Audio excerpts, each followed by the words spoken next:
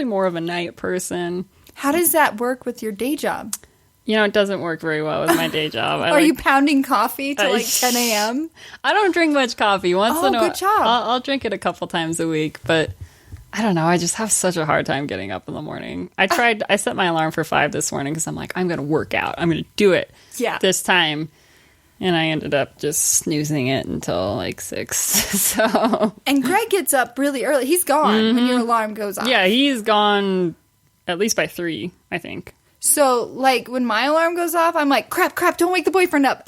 Because he doesn't have to get up. Yeah. But when he's traveling, I tend to hit snooze until like 6. Well, Greg hits snooze like a million times, and I sleep through his alarm for some reason. Nice work. And it is the most annoying alarm ever. For 3 a.m., you would have to have like a truck. But I sleep through it every morning. I don't know how. I kind of wake up as he's leaving a little, and then I go right back to sleep. It's weird. Maybe that affects your sleep. Maybe that's why you're tired in the morning. Maybe. Because you don't... I was really awake. I just didn't know it. Right. That deep REM sleep didn't happen. That's true, yeah. As they say. Mm-hmm. Gotta have your REM. If you had to describe yourself using only 3 words, what would those 3 words be? Oh, man. I know. Lots of pressure here at Two Girls and a Bottle of Wine. What kind of questions are these? Thinkers. Describe myself with 3 words. God, I don't even know. How would your best friend describe you if she could only use 3 words? Or he. I don't know. If your best friend's a he. Well, if you count Greg, yeah. Right. Let's see. But I feel like boyfriends are a little bit harder on us. So I'd be like cranky. Cranky, irritable. Right. PMSy. Right. Depending on the time of the month. So that's why your best friend, how would she describe you? She'd probably say that I'm pretty laid back. I see about that. a lot of things. I don't know. I like to have fun. Mm-hmm. Like everybody does, obviously. Right. I think there's some people that don't like to have fun. I think they miserable. like being angry and they and like they hating the world. And they sit on the computer and troll. Exactly. Those are those people. Mm-hmm. The ones that just, they're like, oh, I'm going to post something negative just because I can. Right. Yeah. Those people. Yep. Yeah. Like, those are the people that you post, like, Happy Thanksgiving, everyone. Have a great day. And they're like, Happy Thanksgiving, blah. I'm stuck at home alone. I'm like, why do you have to throw that out there? I'm sorry. Come on. You're not getting invited. Stop trying. All right. So that 3rd word that I keep interrupting you. Third word. So sorry. No problem. God, I don't know. So tough. I don't know. I guess she thinks I'm funny sometimes. When I want to be. I think you're hilarious. Like, you know. Yeah, I can see that. I could see that. All right, so you've been in a relationship for over 5 years. Yes, ma'am. Well, not quite 5 years. I thought it was 5 years. It'll be 5 years a week from today. Oh, actually, congratulations. we're going to Estes Park this weekend. Ooh. When's the graduation date? May. Sometime. Okay. All right. Because we all know in Aubrey's life that her boyfriend is like, yeah, we'll get engaged and everything once I graduate college. Yeah. In May. All right. That is the goal. And at the Kenny Chesney concert a couple weeks ago, he even confirmed, like, she knows it's coming. I'm like, dang, that's awesome. Yeah, we've talked about it. I'm like, we'll wait until we're financially ready. Oh, that's never going to happen. Well, I mean, more financially Everyone ready. has a job in the relationship. Sorry, Greg. Sorry. All right, so I found this article, and I thought this was pretty interesting. It's called Fake Weddings. They're the hot new way to plan your actual day. Have you heard of these? Fake weddings. Yeah, so it's called The Big Fake Wedding. It invites guests to a ceremony, followed by dinner, drinks, and dancing. Tickets, which are exchanged at the event for an invitation, cost $25, which is not a high dollar at all compared to actually going to the wedding. The ceremony is staged. The model, bride, and groom are real. The Big Fake Wedding picks an already married couple, and the ceremony serves as an opportunity for them to renew their vows. But it gives the potential bride and groom a chance to try out the wedding vendors, cakes, DJs, all of that. Oh, so they're kind of piggybacking on a vow renewal. But it's like a vow renewal beyond, because There's the cake, the decorations, the invitations, the DJ, the party. Elaborate. Like, it's a full wedding. And for $25, if you were, like, going to get married and you're like, I want this package, but I want to see what this package looks like. So are they going to people they don't know? Yes. Oh, okay. Yeah. So do all the guests have to pay $25? Yes. Okay. But it's $25 to, like, kind of see what your wedding could be like.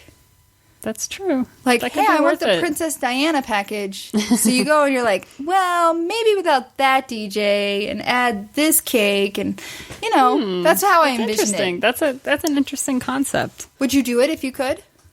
$25. I mean, if I was... And that includes the meal. It includes everything. I would probably only do it if I was indecisive about what I wanted to pick. Do you have a Pinterest board where you exactly know what you want for your wedding? I'm not really. Okay. But we went to a friend's wedding at the Tivoli. What's that? That's the student center downtown at UC Denver. Okay. Or CU Denver, whatever you want to call it. That's why I said my friend's daughter was going to a college in Denver, because I get the names all confused. Like DU, CU Denver, Metro State, but it's kind of a cool historic building, and it used to be an old brewery at one point. But a high school friend of mine got married there, and she got married in the Turn Hall. Okay, it's like this room there, and it was actually a huge room. She had a really big wedding, and it was just really pretty how the lights were strung and everything. And apparently, it was only like, I think she said it was $2,000. Holy muffin! For the venue for like 2 nights. You got to have it. You could set up the night before, and then you got it. Obviously, your wedding night. So I was like, that's kind of awesome, and it would be cool because Greg and I both went to that. So I went to that school, and he still goes there, and that is awesome. Yeah, so crazy. I guess if I was indecisive, I haven't looked into it much, but if I was really indecisive, that would be kind of a cool thing to do. I didn't see you as having the Pinterest board yet. Like, there are those girls that do. Yes, and then definitely. When the ring gets on their finger, they're like, I'm ready. Bim, bim, bim, bim, bim. Yeah. Go. See, when that ring gets on my finger, that's probably when I'll start looking. Right. One thing at a time, That's a smart way to do it. Are you a soda drinker? I'm in the mood. What's your soda of choice when you're in the mood? Probably Coke. Coke? Coca-Cola. Gotta go with the classic. Not the diet stuff? It just doesn't taste as good, and I think the fake sugars are just really bad for you, so... Right, and that is, like, the reason that the U.S.'s love for soda is on the decline. Mm-hmm. Because it used to be everywhere. Steve and I were in IKEA this weekend, and we only went to have lunch because they have great salmon. Oh. And we were sitting there eating, and I look around, and I was like, Steve, look, there are no sodas on any table. Mm-hmm. There were waters, juices, but no soda. And I was like, that is crazy different. Like, 5 years ago, everyone would have a soda. Yeah. I used to drink a 12-pack of Diet Coke in 2 days. I used to drink at least one a day. Yeah. Yeah. It was insane. It took a lot. Like, I now drink the carbonated waters, like the little or whatever. Oh, yeah. And that, I love the bubbles. But because of all of, like, the diet and regular sodas have sugar, or they have the aspartame, which is horrible. Yeah. 62% of people are saying that they're avoiding diet soda, and 61% say they avoid regular soda. So that's pretty substantial. Yeah. You could tell too, though. I mean, like you said, just, sitting around. in IKEA, looking around. Yeah. But I mean, even at least in Denver, all these new restaurants that are coming up, like the organic stuff, and they have they have soda, but it's all like organic soda with cane sugar and whatever. It's actually really good. I love that. I love the cream soda. Yeah, that's really good. My girlfriend hates those things because she loves diet soda. So when we go to eat, she's like, do they have Diet Coke? Oh, they only have Diet Pepsi? No. Really? Come on, man. She doesn't drink alcohol, so I guess she has her vice. Yeah, you gotta have your vice. Especially if you're not drinking. Right. But then I saw that Diet Pepsi is getting rid of aspartame. They're replacing it with another fake sugar, but they're getting rid of the aspartame. And they're going to try and, push that in the coming months. I don't know. Yeah, I don't know about that. But I have, in my coffee, I like some sweetness. Yeah, and you gotta have a little sweetness. If I do real sugar at 8 a.m., by 10 a.m., I'm shaking and sugar has crashed. So I've been trying the Truvia, which is supposed to be all natural sweetener. I don't know. Probably in 5 years, it's going to tell me it's killing me. I was going to say, everything is killing you, apparently. I mean, every time you turn on the news, or I like to go on Huffington Post and read like their health section sometimes, and it's just like, sometimes. Yeah, exactly. It's pretty But intense. it's like they're going to say freaking strawberries are bad for you now. I know, right? There's always like, oh, well, if you eat too many strawberries or whatever, or something healthy. Your intestines are going to eat Or themselves. I saw kale the other day. What? I didn't read the article, but they were crazy. like, kale's not as good for you as you think if you eat too much of it. But I'm like, I don't want to read this. Have you seen do you watch, what's that show called? Oh my gosh, I can't think of it. But it's one of those shows where it's a comedy and they have different skits. And one of the skits had where this guy was the asparagus guy for the food company. And his job was to push asparagus. But the kale guy was kicking his butt because kale was popular and asparagus was waning. And so he was about to lose his job. Do you think that could be real? Because how vegetables go like this. Like, that's true. 2 years ago, it was sweet potato fries. Sweet potatoes were everywhere. Mm-hmm. And then kale. And now, I don't know what's next. I think it's Brussels just sprouts. all how it's marketed. Like you were saying. I mean, it's just like I've never thought whatever's about hot. vegetables being marketed. It's weird. But I think especially is. with social media and the internet and stuff, it's like people, when you're bored, you read articles or those, the clickbait is really popular now, mm-hmm. Those articles where it's like, oh, they have something interesting that you want to. You've gotten into one of those, right? Yeah, a little bit. So talk about it. It's this site called My Likes, and Mm-hmm. you can only really make money at it if you have a lot of followers. I mean, we're talking hundreds of thousands of followers. Whoa, Jenna Marbles followers? Yeah, exactly. But it's basically it's not really. They have some clickbait stuff you can post, mm-hmm. but there's the stuff that I post is kind of just interesting stuff that I would click on that is legitimate or seems to be legitimate. Mm-hmm. But, you make 1 cent per click or whatever. What is clickbait? It's those articles you see that it's just something totally out there and ridiculous that you're like, oh my God, that happened. I have to click on this, Right. Like the guy having intercourse with the pig in the Walmart something bathroom. like that. And Yes. then, or I think the real definition of clickbait would be something like that, and then you click on it and it's something completely different. He just brought his pig into Walmart, or whatever. Is that legal? I don't know. I mean, I don't see how it could be illegal because, I guess you're right. But it's wasting a gray my time. line, definitely. Yeah. It's definitely a very...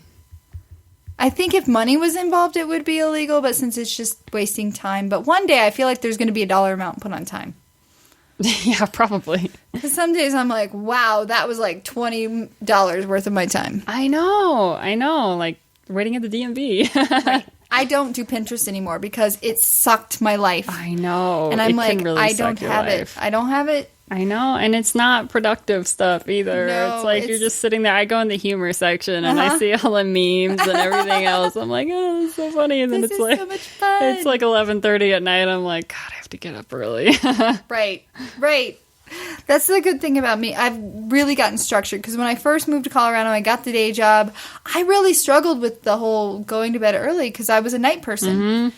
And it took me probably 5 years. And now you can ask Steve. I want to be in bed by 8:30. I want to be asleep by 9:30, maybe 10. If not, it's going to be a bad day.